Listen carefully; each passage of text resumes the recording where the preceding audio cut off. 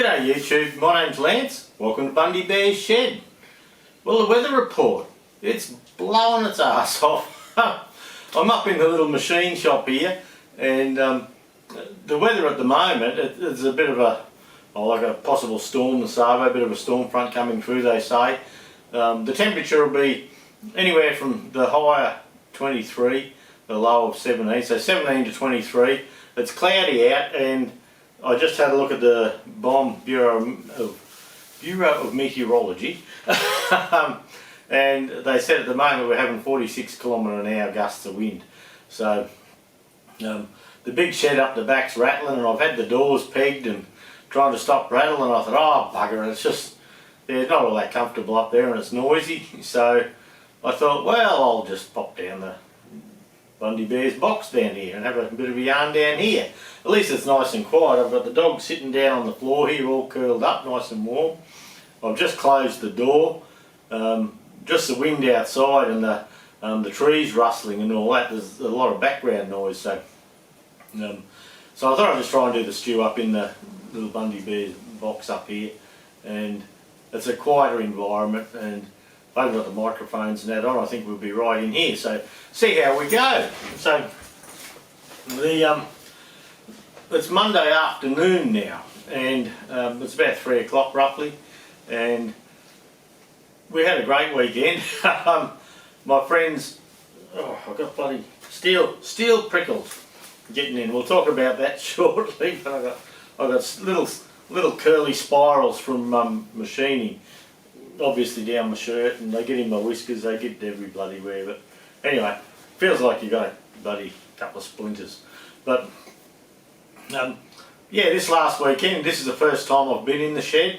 Adele, the daughter, had her 30th birthday party on Saturday and family friends, Rick and Tracy and Mick and Dave and Jody, they all come up Friday, and so we had a bit of a session in the pool room in the bar and on Friday night. Then on Saturday we had quite a bit to do, as in putting out the awnings and some gazebos out the front and just cooking in general. Poor old Jude worked from daylight to dark just about and worried that, I hope the party goes off, and yeah, a bit of stress going on there. And but look, it was great. Yeah, it was, we had a heap of fun, and Adele didn't invite her boss from work, Carly and a few of her workmates, because it was Carly's birthday on Saturday, where Adele turned 30 on the Friday, and she said, oh, Carly won't want to come to the party just because it's her birthday, but Carly, her boss, said, well, I've been with my family all day, I can come to the party. So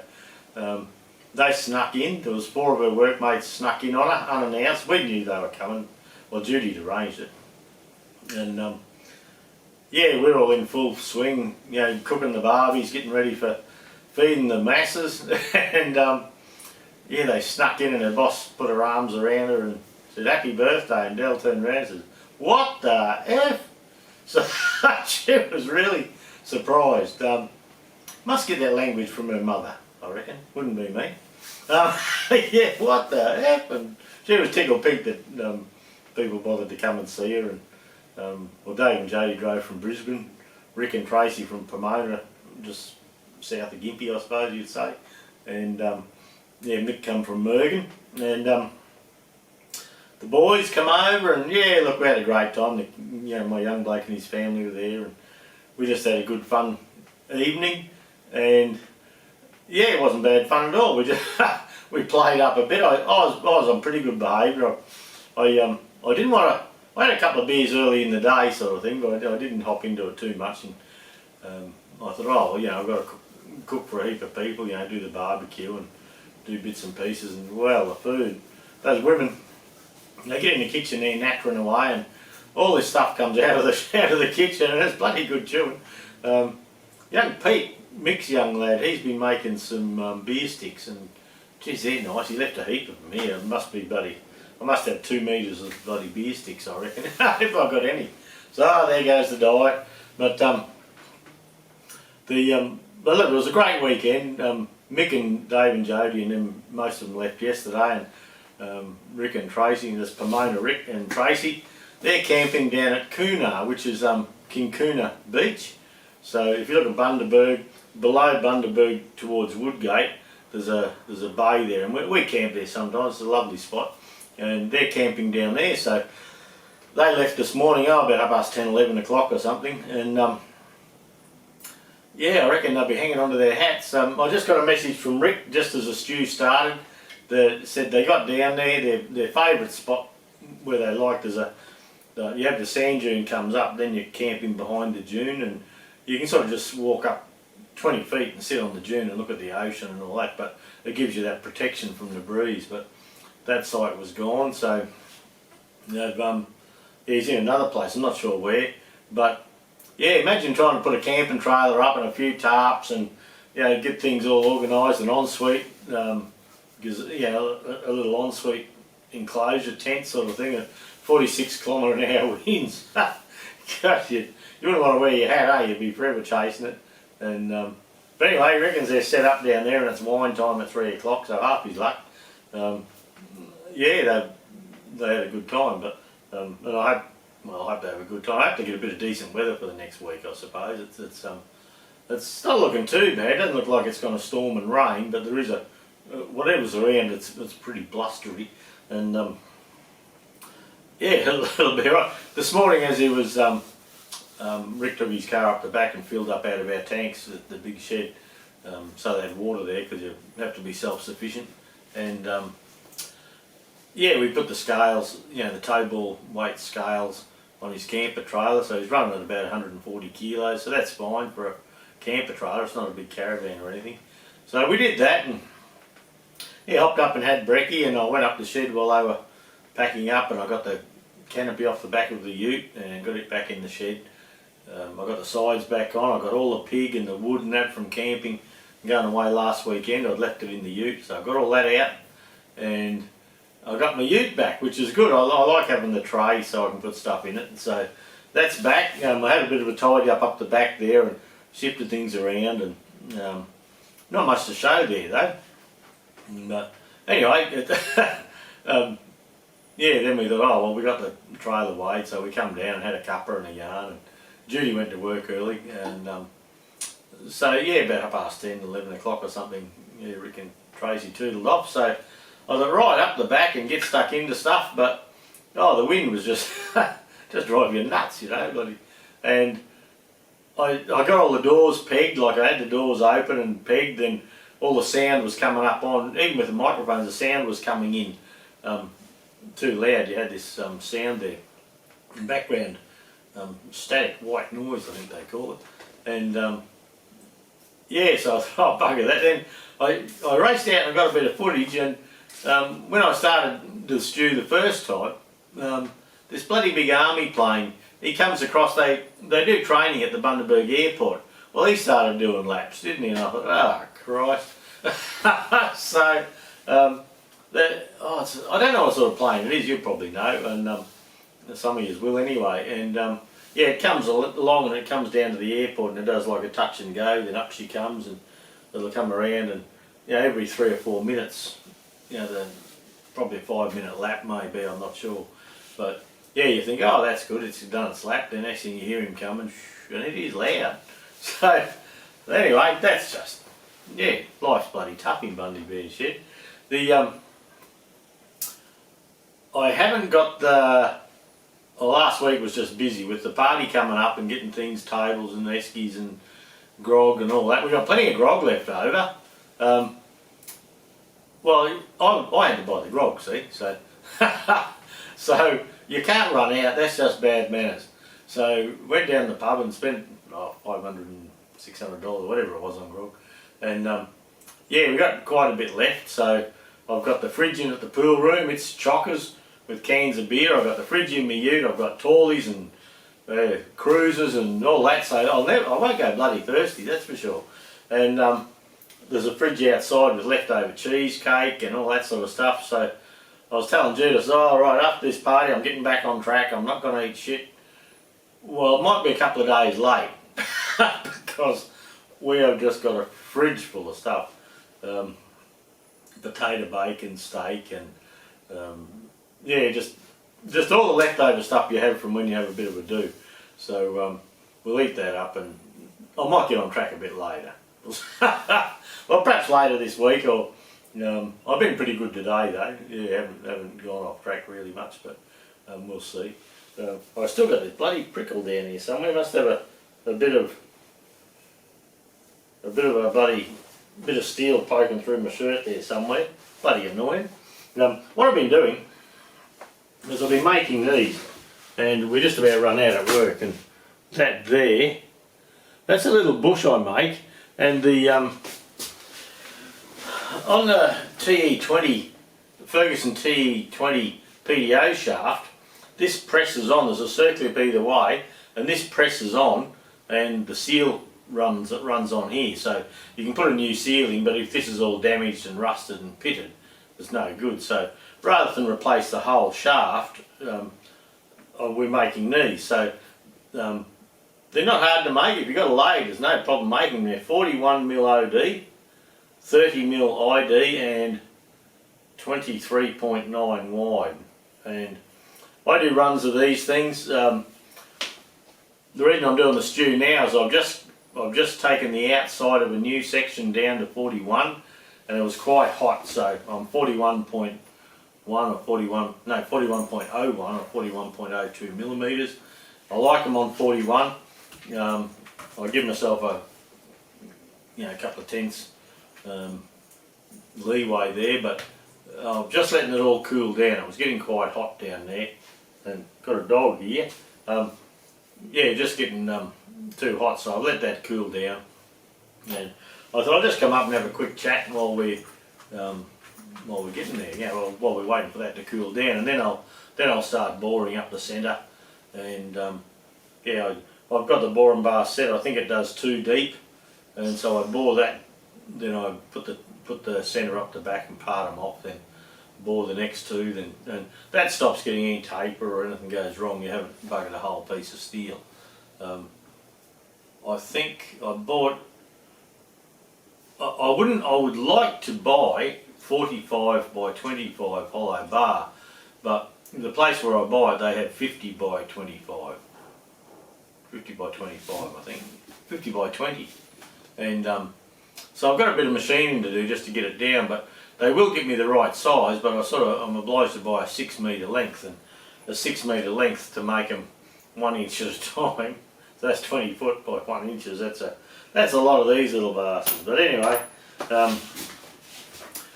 but I would save some time, but I might have a talk to them about half lengths or anything. But anyway, we'll see. At the moment, I'm using what they have, and a little section of that, 750 long, is like $90 or something like that. So I don't count the time I do it. I just make them and take them to the shop. So on days like this, when it's a bit shitty up the shed and a bit shitty outside, it's a good job. The water pump parts on that international famous engine I agreed to do for the club. I've got a couple of bits of brass here. That one there's an old piston out of something, and I'm just not sure I can get a whole piece of thread. I think I would get the thread, but then this top section here, I haven't got enough really to get the hex. Oh geez, it would be close, wouldn't it? But see, then that flange, I haven't got enough for the flange, so I was hoping to use that, but I don't think I will be able to. But I do have a nice little slug there, and I went to my favourite steel shop the other day and said, "You got any, I think it's 2 1/4 brass?" And they said, no, they haven't. The standard stock sizes only go up to inch or inch and a quarter or something like that. So I'm not sure what I'll do there. I might go to the scrappy and see if I can. So the scrappy's got any brass there to make a couple of these nuts. The thread on this, it's not a pipe thread.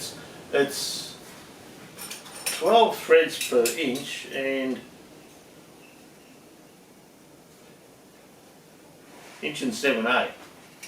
So inch and 3/4 by 12. So being 12 threads per inch, like it's an old, it's a 1914 engine, so it's an imperial thread made in America by International Harvester. So 12 threads per inch is easy on the lathe. Once I get these things done, I'll start playing with that, and I imagine I will get the thread done, get it bored in the guts and that, then I might make a female thread. And actually I've got a bit of large hex there. I could probably make a female thread in the hex so I could have it indexed and turn it to do that. That might be a nice thing. Make a little tool up for it, and that'd be okay. I've got a lot of carby tops here on the bench at the moment. And, oh, you get questions on eBay, not on eBay, on Facebook, on what size the thread is this and what size is that. And that is the very last Zenith 24T in captivity. Now, for those overseas, you know Sparex sponsors my channel, and for those overseas, I had a look at Anglo Tractor Parts, and they're saying they may have some of these coming. So that's worth a look. So I got their little ad and sent it to my Sparex rep in Australia and says, hey, if they can get them, why can't we? And he said, yeah, that's a manufacturer mould problem again or something or other. So he hadn't had word from England that they're coming available again, but it looks like there's something happening in the background there. So like I can sell a heap of them every day. Yeah, usually when we find there's a shipment coming in, if there's 16 or 20 of them at $600 a piece, we can buy the bloody lot and see how we go. But that's an early holly a fella gave me. A holly. That was the early holly for the TE20, the 659. A fella just rolled in and gave it to me, and I'm not sure. Like that's been arrow-dieted on. I should go into the light a bit, but the lever here has been arrow-dieted on, so I'm not sure what goes on there, but we'll see. Yeah, no big deal. So yeah, not much in the stew because I've been partying. Hopefully, you'll notice I put the review out last week of the Auteur Laser Master 3. I've been doing a bit of playing with that after work, trying to sort a few things out, and yeah, the other night I was doing practice gaskets, and the reason I'm doing practice gaskets is I'm going to run through the flow of finding a gasket and drawing it up and getting it out the other end as a cut gasket that's a usable item. So just say to pick something, if we wanted this mounting gasket here, well, if you have a gasket that you'd like to replicate, what I'm doing is I put it on the scanner, on the flatbed scanner on the printer, scan it in pretty high resolution, then I can put it in my software and do a trace, and I can actually trace the outer edge, or I can just copy the little node so the computer or the laser G-code knows where to go. So I'm just going to look for a little simple gasket, perhaps something like this that we can put on, we can scan, then we can copy it, into the computer, we can trace it and make it a program, pull it off on the side there and get rid of the old picture and keep the vector file. I think that would be cool. And then with those vectors, it doesn't matter if it's this big or this big, once you've got the file and it's the right shape and everything's locked in to the outer shape, you group it together, well, you can make one this big and you can make one this big. So it scales together. So it scales as a unit. So if the gasket gets narrower diagonally, well, the holes get smaller and everything goes in unison. So you can actually put the thing into the laser, burn a gasket, and it can be 5mm too big. So you can fine tune it and make yourself a note that says that's got to be 1 inch 563 thousandths, or 32 millimeters, and you can actually scale it to suit. And the big axle bearings, the axle gaskets we do on the other laser, that's what we've done with that. So with this here, I'm going to try and work through. I have to work out the screen thing, so you can see what I'm doing on my screen, on my computer. I know it does it, but it's just the operator. The weak link is the operator. Bloody tractor blokes.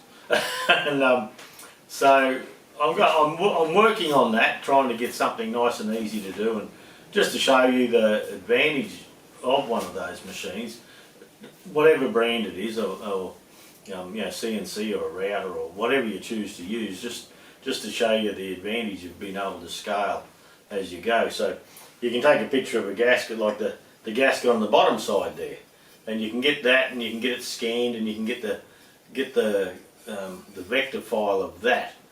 But yeah, you can print it this big if you want. But yeah, you actually have to take a couple of key measurements and the hole sizes and get it all okay. So it's a little bit of trial and error, but the more I'm doing it, the better and quicker we are getting there. So that's coming up, a video on that. The 65, now I just haven't done a bloody thing up the shed. By the time you come home from work and you're mowing lawns and bloody doodling about, and we haven't got enough tables, and we've got to do this and that, and then we have tables left over, and then all that. There's just been no time. So now I've got Rob and Nick from Running Amok Off Grid are coming next Saturday, I believe, which is my wedding anniversary, but we don't usually get too excited about that. Dude knows she's a bloody lucky woman. And Sunday's my birthday. I'll be 62 on Sunday. So, Mum was lining me up. Mum was at the party on Saturday night and she's lining me up now. You've got to come round to my place for dinner on Sunday night. It's your birthday. And I was all right then. Okay. Often on birthdays we just have the family round and have a lunch or something like that. A bit of a Barbie lunch or something. But I was thinking, poor old Jude's worked her ass off for this party for Adele. And I thought, well, I was thinking, we'll just shoot off somewhere for lunch, pub lunch or something, just to have a break and do that. But anyway, we're going to Mum's for dinner now, so that'll be okay. Oh, we bought the daughter for her birthday. She's into photography, wildlife photography, and little stuff. So she wanted a macro lens for her camera. She got it as a Nikon camera, and so we bought it was $800 a little lens for her camera, so you can get right in and get in all the nitty gritty on a bee's bum. That'll give her another bit of an interest. Key her up again, because she's been saying, I should buy that and should buy that. And in the end I said, well, your birthday's coming up, why don't we bloody buy it? And so she chose it. And I said, you go and buy the bloody, choose it, then Jude and I'll pay for it. And so she went and found what she wanted, and she said, it's $800, Mum. So I had a message from Mum, what are we doing? And I just buy the bloody thing.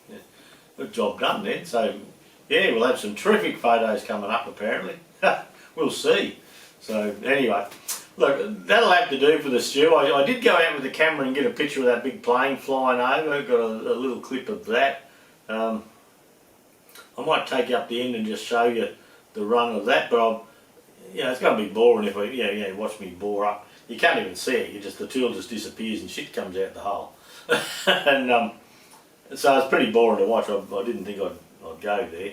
And I've got the TV up in the corner. I just watched Presso, Mark Preston. Follow here. If you don't watch his channel and you're into machining, you need to get your ass over there. He's going for 30,000 subs pretty soon. And I just watched him make the Presso centre height gauge. Presso Perfecto, I think it is, something like that. I was going to remember that and tell you, but old age and alcohol. I just watched his entry in a little competition, and nice. I always like watching what he's doing. And while I'm machining up there, I've just watched Joe Pazinski do a little square bushing for holding apart, and I've watched him. He's making a little mill, so I've been watching that. And Clickspring has got a new video out on the, I think they say Ankathera mechanism. He's got a new video out. I like watching Clickspring stuff. He's a clockmaker, and he just beautiful work. I dream I'll do that good one day. But anyway, we'll see. But look, not much content this week. I've just been busy doing family stuff and having a fat time, and been enjoying myself. And it was great to have the family and the grandkids here, and our friends that we've had for many years, and just a big catch up. We've probably all got sore jaws from talking so much, I reckon.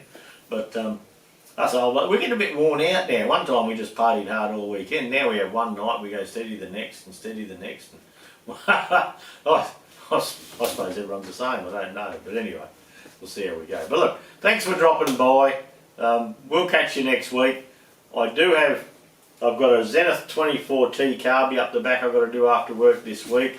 The parts came for the Farm All H carby up on the bench.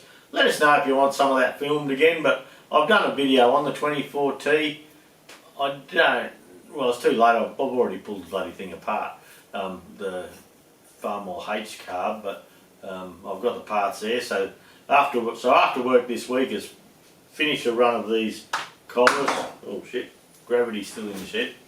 Finish a run of these collars and do the 2 carbies, and in the meantime I'll try and get a video on the laser together. But the video on the laser and how to scale stuff and that may be a little way coming yet. It's just I've got to become competent myself, so we'll see how we go. So okay, I'll stop talking and we'll catch you all next week, eh? Stay safe and yeah, see you then. That's the run of the, I can hang on to that easily now. So I do that with the WNMG little carbide tool. I'm running that at, what am I on? 900 RPM and where are we? 72 thou per revolution feed.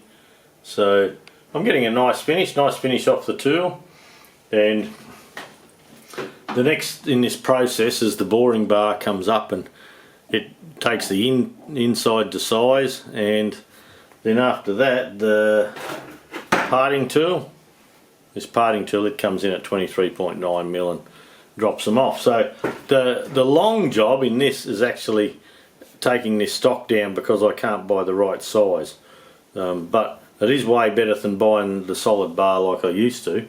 But yeah, we'll see how we go. But yeah, so that's the Savo's work in here, blowing its ass off outside, so I may as well be productive inside. Then yeah, the time will come when I can get out and muck around.